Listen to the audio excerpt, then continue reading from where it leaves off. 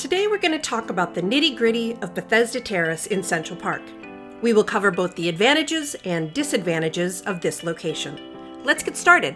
Welcome to Jackie and Sasha, the New York City Elopement team, where we give you tips, post videos, and chat about all things wedding here in the Big Apple. If you are new to our channel, make sure to click the subscribe button and hit the bell icon to get notified when we post new videos. You can also find us on Facebook and Instagram at Jackie and Sasha.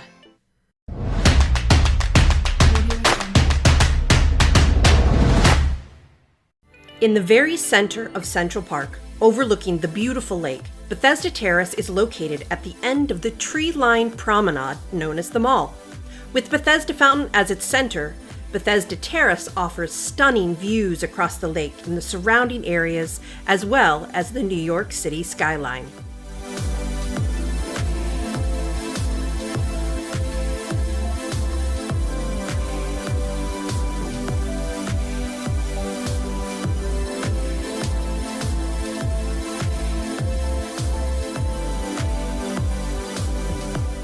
Bethesda Terrace is located in the very center of the park, which means you can reach Bethesda from the west side as well as the east side.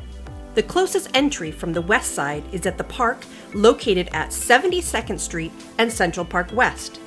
On the east side, you can use the entry at 72nd Street and 5th Avenue.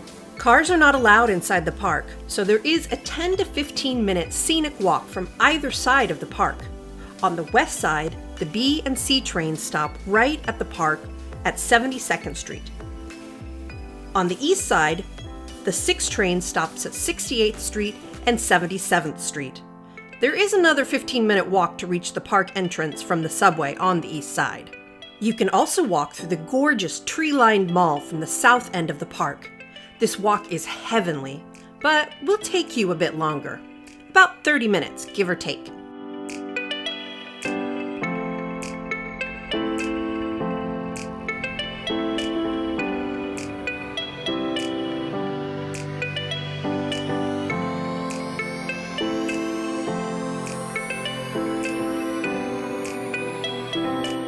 Unless you are getting married at the crack of dawn, you will find little to no privacy at Bethesda Terrace. But to be honest, that is part of the charm of this area. Bethesda Terrace is the central hub of Central Park where everything connects. So there should be no surprise that the area can be buzzing with tourists and New Yorkers alike. In addition to that, Bethesda Terrace attracts many performers such as singers and musicians.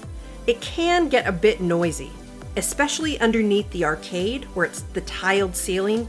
Again, all part of the charm.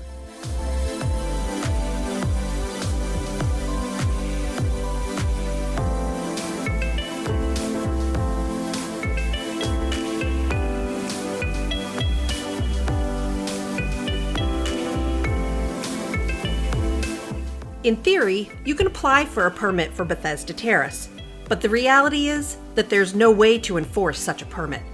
You are only required to have a permit if you have more than 20 guests, but that is the only reason we would suggest applying for one. If it's just the two of you, or the two of you with a small handful of guests, you shouldn't really worry about it.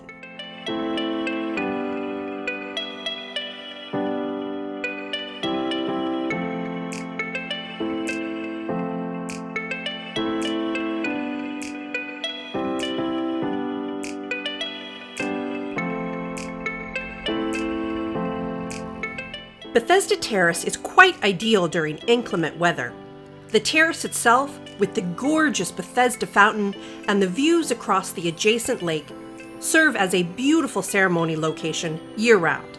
Although, specifically in the rain or colder months, couples can cozy up underneath the subterranean arcade with its spectacular Minton tile ceilings.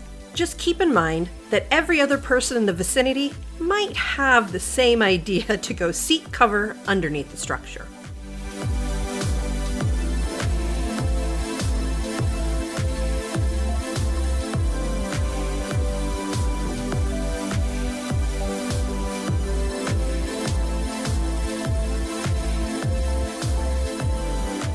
Bethesda Terrace can be a fun ceremony location for couples who are not really bothered by a crowd. It is easy to reach by pedicab, carriage, or on foot. Bethesda is just around the corner from numerous photogenic photo locations, such as Cherry Hill, the Mall, the Bow Bridge, and the Ramble. The terrace offers ample space for bigger groups and even provides some seating at the edge of the plaza. The arcade can give shelter during rainy days, and the plaza provides plenty of opportunities when the sun is shining. Just remember that there's always a level of noise due to the tourists and street performers. A permit is not necessary if you have less than 20 people attending your wedding.